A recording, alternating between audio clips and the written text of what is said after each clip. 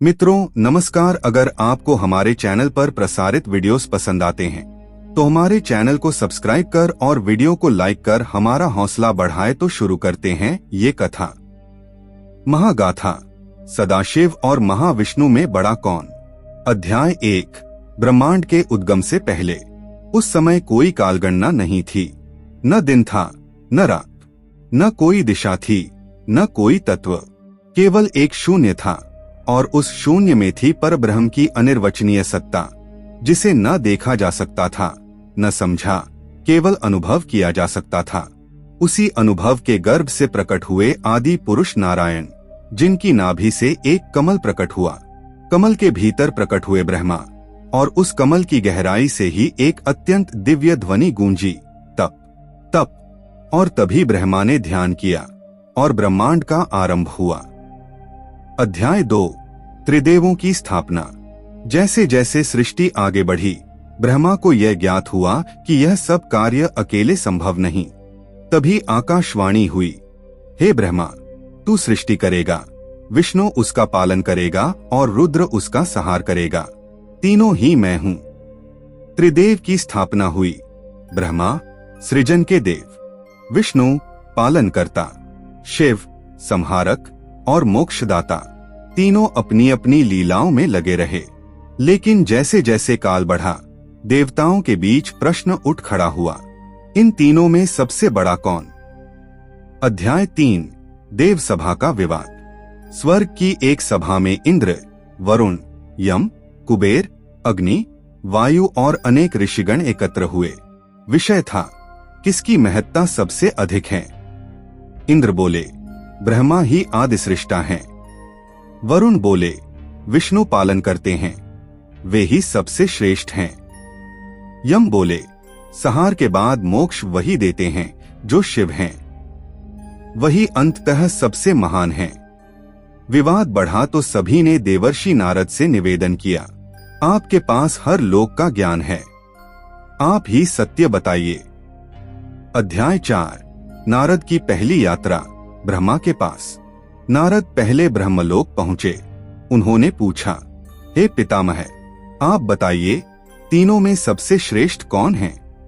ब्रह्मा जी गंभीर हुए और बोले, नारद, मैं सृष्टि करता हूं, पर मेरा जन्म हुआ है विष्णु की नाभि से, मैं उनका पुत्र हूं, वे ही आदि कारण हैं। मैं सृष्टा हूं, परंतु करता नहीं, मेरे कर्म भी उसी के अधीन हैं। अध्याय 5। नारद की दूसरी यात्रा। विष्णुलोक। नारद विष्णु लोक पहुंचे। वहां श्री हरि क्षीर सागर में शेषनाग पर शयन कर रहे थे। नारद ने पूछा, प्रभु, ब्रह्मा ने आपको बड़ा बताया है, परंतु आप क्या कहते हैं। विष्णु मुस्कुराए और बोले, हे नारद, जब ब्रह्मांड में संहार आता है तो सब कुछ समाप्त हो जाता है। ब्रह्मा भी लय को प्राप्त होते हैं, परंतु उस समय जो रह जाता है वह है महाशिव। मैं पालन करता हूं, लेकिन शिव ही वह योगी हैं जो काल के पार हैं। वे अनादि हैं, वे मेरे भी गुरु हैं। अध्याय 6। नारद की तीसरी यात्रा। कैलाश की चढ़ाई। अब नारद कैलाश पर्वत की ओर चले। वहां श्वेत धुए, रुद्रगण, नंदी, भूतगण, गणेश और कार्तिकेय का संग था। शिव ध्यानस्थ थे। घंटों प्रतीक्षा के बाद शिव ने नेत्र खोले। नारद ने प्रणाम किया और निवेदन किया, प्रभो, ब्रह्मा ने विष्णु को बड़ा माना, विष्णु ने आपको, पर आप किसे सबसे बड़ा मानते हैं। शिव ने कहा, नारद, जिस क्षण तुम पूछ रहे हो उस क्षण भी अनगिनत ब्रह्मांड उत्पन्न हो रहे हैं और लय को प्राप्त हो रहे हैं। मैं, विष्णु और ब्रह्मा तीनों एक ही परम तत्व के रूप हैं। चलो, मैं तुम्हें एक अद्भुत रहस्य दिखाता हूं। अध्याय 7। अग्निलिंग प्रकट होता है। तभी एक दिन ब्रह्मा और विष्णु के बीच स्वाभिमान का टकराव हुआ। ब्रह्मा बोले, मैं सृजन करता हूं, मैं बड़ा हूं। विष्णु बोले, मैं सृष्टि का पालन करता हूं, बिना मेरे सृष्टि बिखर जाए। विवाद बढ़ा और तभी आकाश से अग्निलिंग प्रकट हुआ, तेजोमय, अनंत। ब्रह्मा बोले, मैं इसका शीर्ष खोजूंगा। विष्णु बोले, मैं इसकी जड़ तक जाऊंगा। अध्याय 8 झूठ और विनम्रता की परीक्षा। ब्रह्मा हंस रूप लेकर ऊपर उड़ चले। विष्णु वाराह रूप लेकर नीचे गए। हजारों युगों की यात्रा के बाद भी कोई अंत न मिला। विष्णु लौट आए और स्वीकार किया, हे प्रभु, मैं आपकी सीमा नहीं जान पाया। ब्रह्मा ने झूठ कहा, मैं शीर्ष तक गया। केत की खूल साक्षी है।